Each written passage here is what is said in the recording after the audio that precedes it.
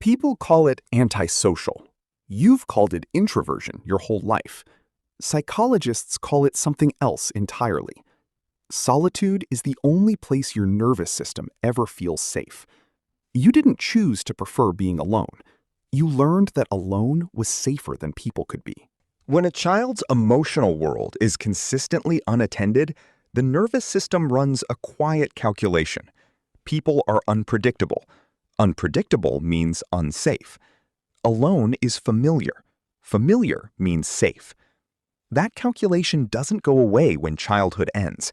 It becomes a preference, a habit, eventually just who you are.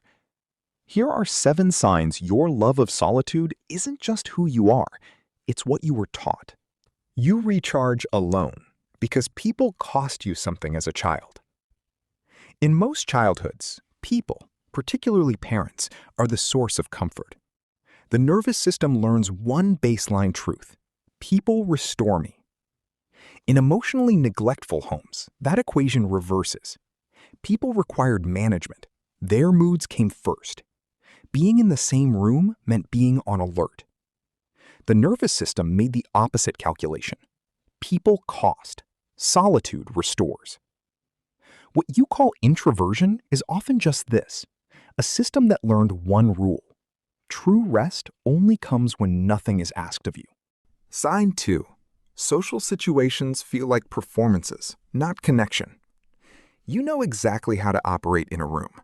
You laugh at the right moments, you ask the right questions, you read what people need, and you provide it. You are, by every external measure, highly socially competent. But the moment you leave, you're exhausted. Not because the people were difficult, because you weren't connecting. You were performing, tracking, adjusting. Psychology calls this social hypervigilance. In childhood, reading an adult's emotional state accurately was a survival skill, a way to stay ahead of conflict or sudden withdrawal. That automatic scanning never turned off. You are now processing massive amounts of emotional data in every interaction, even when the room is completely safe. Sign 3. You're more comfortable observing than participating. At gatherings, you find the edge of the room. Not disengaged, intensely engaged. Processing, reading, cataloging. But stepping into the center, becoming the person others watch, creates something close to physical resistance. In childhood, being visible often meant being exposed. Your emotions, your needs, your reactions, when noticed, they were dismissed or overreacted to.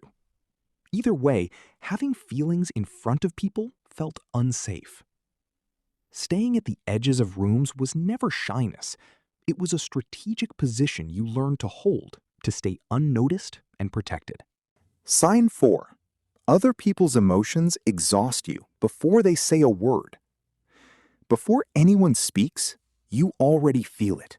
The slight shift in someone's energy, the particular quality of their silence, a tone that doesn't quite match the words. You didn't learn this skill. You were trained by an environment where an adult's emotional state had direct consequences for your sense of safety. Now it doesn't turn off. You take on everyone's emotional weight, whether you want to or not. Solitude isn't a preference. It is the only state where the incoming signal finally stops. Let's stop here for a second. None of this is a flaw in who you are. This is a learned adaptation, an elegant response by a nervous system navigating an environment with no emotional roadmap. But understanding the root changes everything about how you see your need for space. Keep watching. Sign 5. You feel most like yourself when no one is watching. There is a version of you that only exists in private. More relaxed, more honest, closer to what you actually think and feel, before you've edited it. The moment another person enters the space, that version vanishes. A more careful, edited version takes its place. This isn't dishonesty. It's a habit.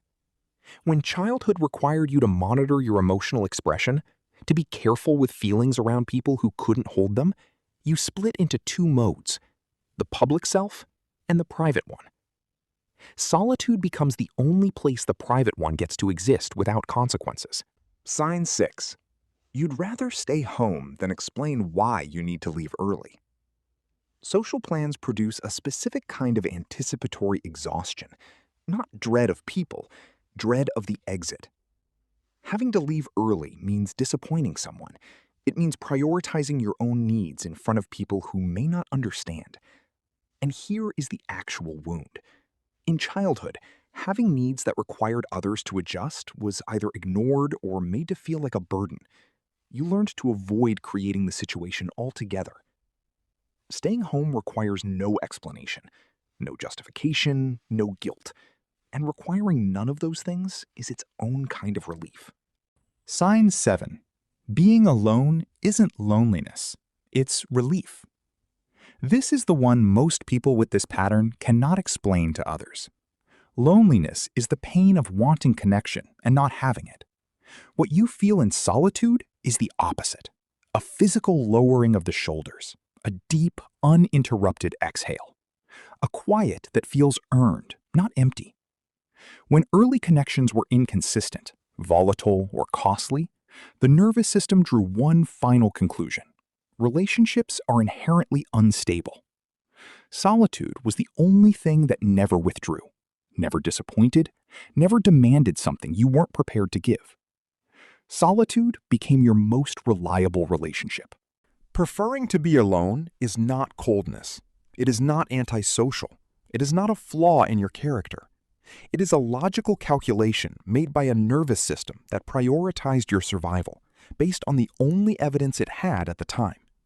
The evidence came from a home that may no longer be the one you live in. The calculation made sense then. It no longer has to run automatically now.